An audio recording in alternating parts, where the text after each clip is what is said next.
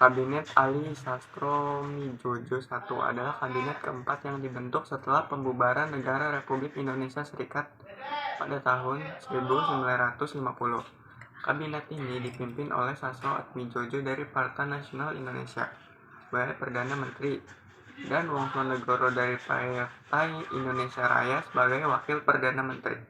Kabinet ini didukung oleh beberapa partai politik seperti Nahdlatul Ulama, Partai Rakyat Nasional, Sarekat Kerakyatan Indonesia, Partai Syarikat Islam Indonesia, Partai Buruh, Barisan Tani Indonesia, Partai Sosialis Indonesia, Persatuan Tarbiyah Islamiyah, dan beberapa tokoh independen. Kabinet ini diumumkan pada 30 Juli 1953 dan memerintah pada masa bakti 1 Agustus 1953 hingga 24 Juli 1955. Kabinet Ali Sastronegoro I dibentuk setelah kabinet sebelumnya, yaitu Kabinet Wilopo mengundurkan diri pada tanggal 14 Juli 1953. Kabinet Wilopo mengalami krisis politik akibat perbedaan pendapat antara PNI dan Masyumi mengenai isu-isu seperti penyelesaian sengketa Irian Barat dengan Belanda, pengaturan hubungan antara pusat dan daerah, dan peningkatan kesejahteraan rakyat. Selain itu, Kabinet Wilopo juga mendapat tekanan dari kalangan militer yang menuntut perbaikan kondisi angkatan perang dan penghapusan sistem dualisme komando antara Presiden dan Perdana Menteri dalam bidang pertahanan. Presiden Soekarno kemudian menunjuk Ali Sastronegoro yang saat itu menjabat sebagai Duta Besar Indonesia untuk Amerika Serikat untuk membentuk kabinet baru. Ia pernah menjadi anggota Badan Penyelidik Usaha-Usaha Persiapan Kemerdekaan Indonesia dan Panitia Persiapan Kemerdekaan Indonesia pada tahun 1945. Ia juga pernah menjadi Menteri Luar Negeri dalam Kabinet Amir Syarifuddin II pada tahun 1948. Ali Sastronegoro berhasil membentuk kabinet baru dengan melibatkan beberapa partai politik yang tidak tergabung dalam Front Demokrasi Rakyat, yaitu koalisi partai-partai yang mendukung Kabinet Wilopo. Tujuannya adalah untuk menciptakan keseimbangan kekuatan politik di parlemen dan menghindari konflik antara partai-partai besar. Selain itu, ia juga berusaha untuk memperkuat hubungan Indonesia dengan negara-negara Asia Afrika yang baru merdeka dari penjajahan. Di Kabinet Ali Sastronegoro I, selama masa pemerintahan berlangsung, Kabinet Ali Sastronegoro I mampu memperoleh beberapa prestasi. Berikut 3 prestasi Kabinet Ali Sastronegoro. Yang pertama yaitu merampung persiapan pemilu berhasil dirampung selama masa pemerintahan Kabinet Ali Sastronegoro I. Pemilu tersebut direncanakan berlangsung pada 20 September 1955. Yang kedua yaitu membaiknya hubungan dengan Cina pada masa pemerintahan Kabinet Ali Sastronegoro I. Pemerintahan Indonesia berhasil memperbaiki hubungan dengan Cina. Selain itu, diperkenalkan sebuah sistem ekonomi baru bernama Alibaba oleh Menteri Perekonomian Iskandar Cokrohadisuryo. Sistem ekonomi tersebut berupa kerjasama antara pengusaha pribumi dengan pengusaha Tionghoa. 3 yaitu menyelenggarakan Konferensi Asia Afrika KAA. Diselenggarakannya KAA pada masa 1955 merupakan salah satu prestasi terbaik Kabinet Ali Sastronegoro I di bidang politik luar negeri. Konferensi tersebut memiliki arti penting bagi negara-negara di Asia Afrika dan memicu peristiwa penting termasuk Australia dan Amerika berusaha menghapus politik apartheid di negara. Indonesia memperoleh dukungan diplomasi dari negara Asia Afrika dalam usaha untuk menyatukan Irian Barat di PBB.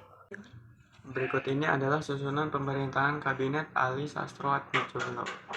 Perdana Menteri Ali Sastronegoro, Wakil Perdana Menteri Wongsonegoro Zainul Arifin, Menteri Luar Negeri R. Sunaryo, Menteri Dalam Negeri Azhairin, Menteri Perekonomian S.K. Cokrohadisuryo, Menteri Keuangan Ong Enggi, Menteri Pertahanan Iwa Kusumantri, Menteri Kehakiman Jody Gondokusumo, Menteri Penerangan FL Tobing, Menteri Perhubungan Abi Kusno Cokrosuyoso dan digantikan oleh Roseno. Menteri Pekerjaan Umum Roseno dan digantikan oleh Muhammad Hasan.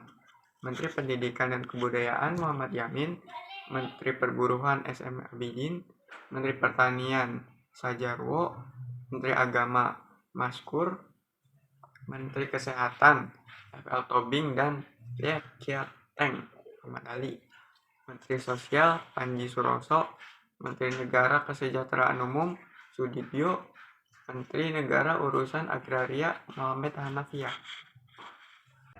Kabinet Ali Sastroamidjojo I memiliki beberapa program kerja yang bertujuan untuk meningkatkan kesejahteraan rakyat, memperkuat kedaulatan negara, dan menjalin kerjasama internasional. Berikut ini adalah beberapa program kerja kabinet. Yang pertama, menjalankan politik luar negeri yang bebas dan aktif serta menuju perdamaian dunia. Kabinet ini berhasil mengadakan konferensi Asia Afrika di Bandung pada bulan April 1955 yang menghasilkan dasar sila Bandung sebagai pedoman hubungan antara negara-negara baru merdeka. Yang kedua, mengubah hubungan Indonesia-Belanda atas dasar Uni Satuut menjadi hubungan internasional biasa. Kabinet ini menuntut agar Belanda menyerahkan Irian Barat kepada Indonesia sesuai dengan hasil konferensi Meja Bundar pada tahun 1949.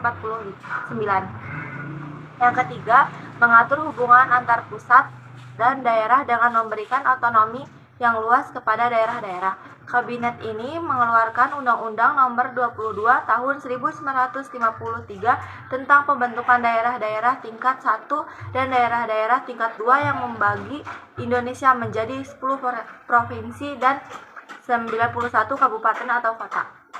Yang keempat, meningkatkan kesejahteraan rakyat dengan melaksanakan program-program pembangunan ekonomi, sosial, dan budaya. Kabinet ini mengeluarkan Undang-Undang Nomor 17 Tahun 1953 tentang pokok-pokok perpajakan yang mengatur sistem perpajakan nasional yang adil dan efisien. Kabinet ini juga mengeluarkan Undang-Undang Nomor 12 Tahun 1954 tentang pokok-pokok pertanian yang mengatur pengelolaan tanah, irigasi, koperasi, dan kredit pertanian. Jatuhnya Kabinet Ali Sastroamidjojo I jatuh pada 24 Juli 1955 setelah mendapatkan mosi tidak percaya dari parlemen. Mosi tidak percaya ini diajukan oleh FDR yang menilai bahwa kabinet ini gagal dalam menjalankan program-programnya, terutama dalam bidang ekonomi dan pertahanan. FDR juga menuding bahwa kabinet ini terlalu dekat dengan komunis dan progresif serta mengabaikan aspirasi rakyat. Setelah kabinet ini jatuh, Presiden Soekarno menunjuk Burhanuddin Harahap dari Masyumi untuk membentuk kabinet baru. Namun kabinet baru ini juga tidak bertahan lama karena mengalami konflik internal dan eksternal. Akhirnya Presiden Soekarno mengeluarkan dekret Presiden pada 5 Juli 1959 yang membubarkan parlemen dan mengembalikan Undang-Undang Dasar 1945 sebagai dasar negara.